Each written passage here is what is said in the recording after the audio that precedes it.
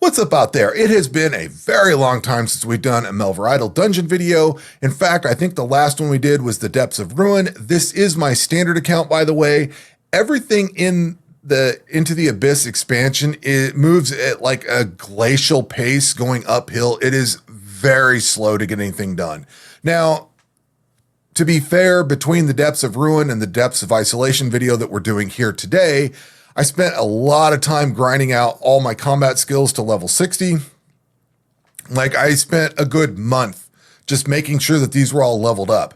And the reason I wanted to get that done, and you'll see that in the gear that we're going to look at, is for the Abyssal Slayer Cowl Resolver level. I believe this takes, I think those are level 55, I believe, to equip. So you'd need level 55 defense, ranged, and magic to equip these.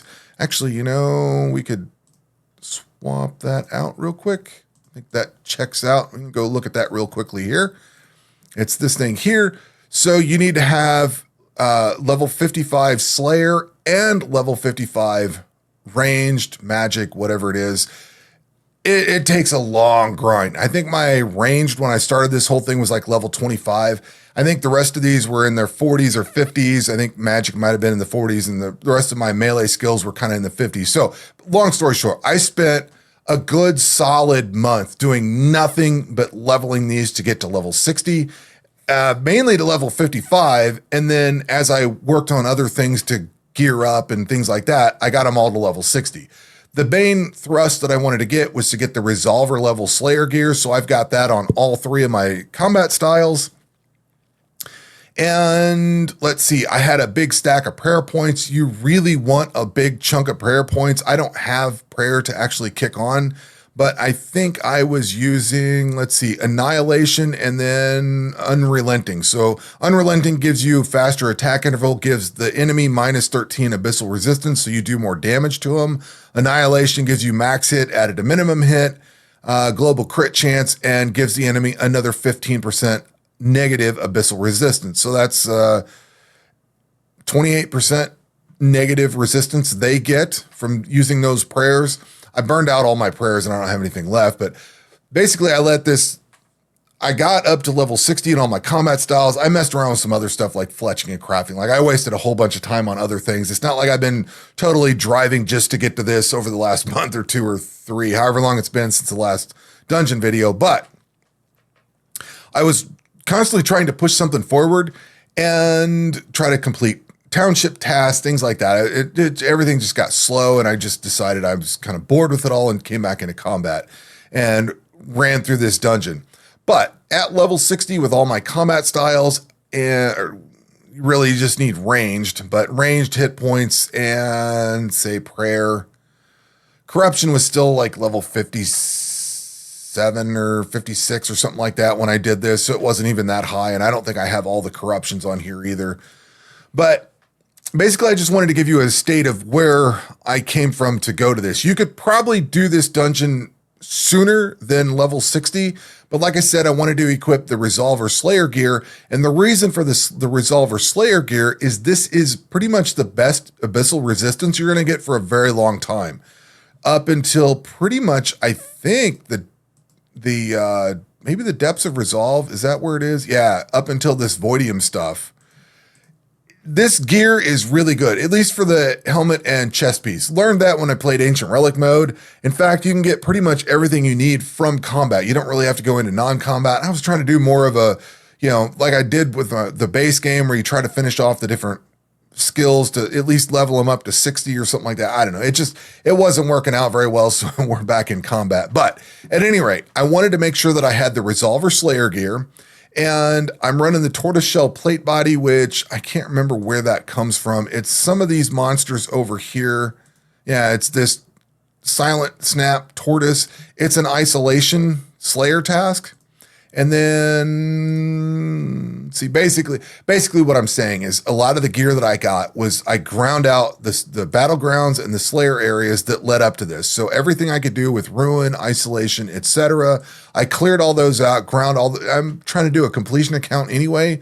So I wanted to collect all the gear for that. But along the way, I got this tortoiseshell plate body that when you get hit, you get 2% resistance that stacks up to 3 times, lasts till the end of the fight, and silenced for 1 turn at the start of a fight. So it does its thing. You get an additional 6% abyssal resistance with that.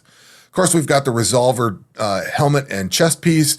I've got the Echo Drifter cape. This, I think, is about the best abyssal resistance you're going to get for a cape at this point. And if there are other options, I was not using them. I think this is less. Yeah, this is 5%, but it applies Wither. I don't remember why I was using this one specifically, this Echo Drifter cape. But you could probably use either one, either the Wither cape or the Echo Drifter, simply because they both have 5% abyssal resistances. There might be some reason to use one versus the other, but with this one you gain evasion and it speeds up your attack interval. That's why I was using it. Global evasion and quicker attack interval. So that speeds up my attacks. You get these 4.5 second or almost 5 second attack times. That trims that down. That's why I was using that. The Stinging Silence crossbow. This thing comes from somewhere in here. It's not that. It might be over in this area here. Yeah. So you kill these Whispering Drifters out in the Whispering Sea. Those are also an isolation task. You'll build that thing up. The Lurker Gem, because this gives you increased attack, or it quickens up your attack interval. There's some other stuff on it that it does, but the attack interval is what I cared about. The Echoing Ring, this gives you more attack interval, so it speeds you up. Then we've got the Glumia legs. I don't have any better leg options at this point. There's the Soul Harvester gloves. These have 2% abyssal resistance. That's kind of what I've got right now. There might be something a little better, but that's what I ran with it on.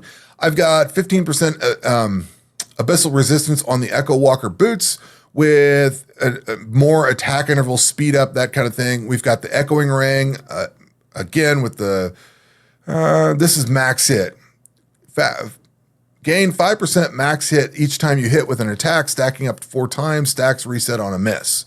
So that just does a little bit more max hit. The Wither Guard shield, it's got 9% abyssal resistance. I think that's kind of the best option that I have. Shadow Pearl bolts, this is one of the things I parked off on fletching for a little while to build up these bolts. So I've gotten almost a million, I had like 600,000 or 700,000 of them. I had quite a few. And then I'm using these enhanced township food scrolls. These give you faster monster respawn time, minus 10% damage from Dragon's Breath, which is not what I'm caring about. Lifesteal healed as Slayer coins. I thought there was some, maybe it's the life. Oh, target damage reduction and abyssal resistance is decreased by a flat 4%. That's why I was running those. I've not done very many of these strongholds. In fact, I think I've only done the stronghold of Blight. I don't think I've done any of the other ones. Does it say? No, I haven't even completed the Fear one yet. So I only have the Blighted enhancement, which gives the enemy 10% damage taken from laceration, and then the enhancement 2, which is food healing with abyssal resistance. So that's the setup that I've got for prayers. I think we talked about these earlier. I was using Annihilation and Unrelenting for giving the enemy worse abyssal resistance and attack speed and things like that.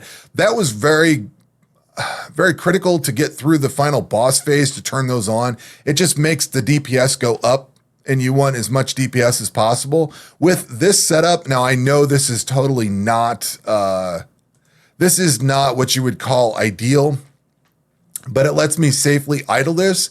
I was running the trash mobs. There's 28 monsters in here, so 27 monsters would take about 30 minutes. And then the final boss took another 30 minutes on top of that with all of this and the prayer points that I had.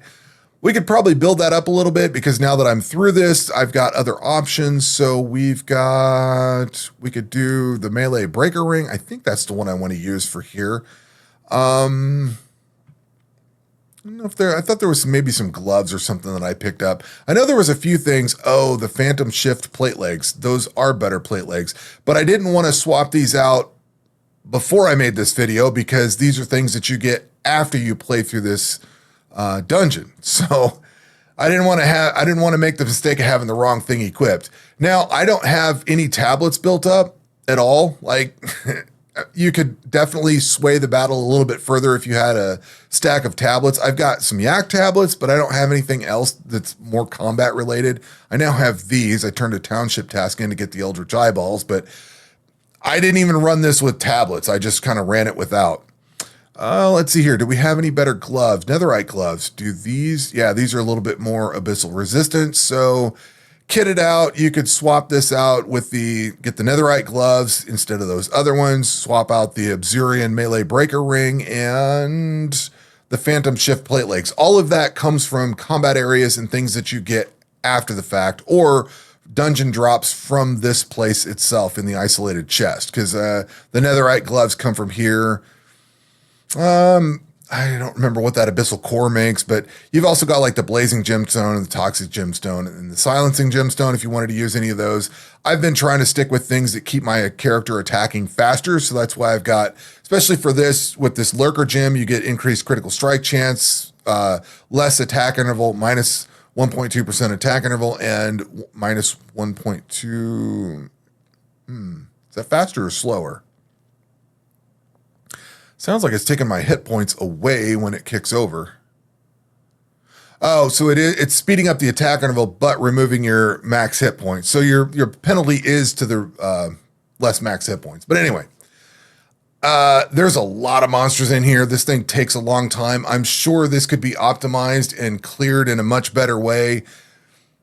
It takes about a half hour to do all the trash mobs, like I said, and another half hour on the monster. My thing is just making sure that I can let it run overnight. And with this setup here, I was able to idle through the whole thing. I think the final boss in here must be melee because that's what I'm geared up to fight. And yeah, that's the melee monster, but it's got a lot of hit points and it just takes far too long to kill. No potions. This is pretty much what I'm running. But that's how I've actually cleared this one. Oh, I do have another amulet I could throw on here. Did I put something else? Oh, yeah, this thing. This Eldritch Marker amulet. I don't know.